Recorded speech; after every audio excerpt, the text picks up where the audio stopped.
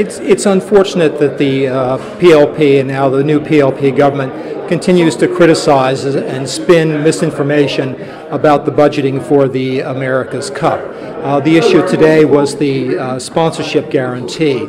And the Premier, although obviously pointing out a difference between what was budgeted back in January and what has now been reconciled as $19.3 million for the sponsorship guarantee, failed completely to acknowledge the fact that the ACBDA, through I think tremendous budgeting and also through good cost control, has a cash surplus of more than $8 million that will easily cover the additional spend on the sponsorship guarantee, and also will probably be sufficient left over to cover some of the other AC expenditures as well.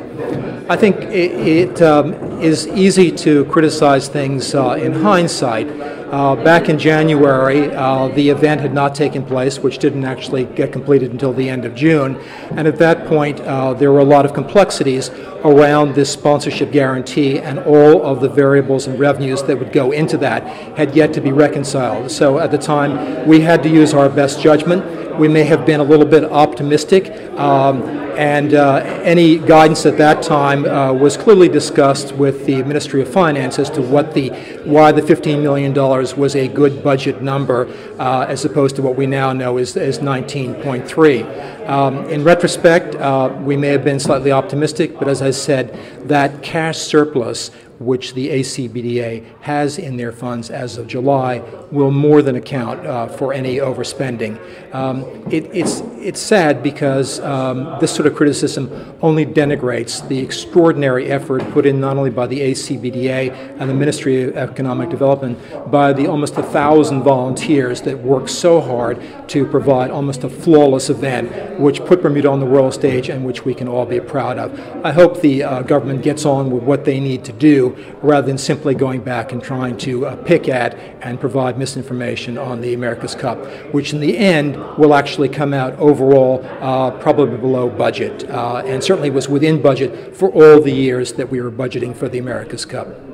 Your thoughts on the government's concept of expanding the role of the ACBDA?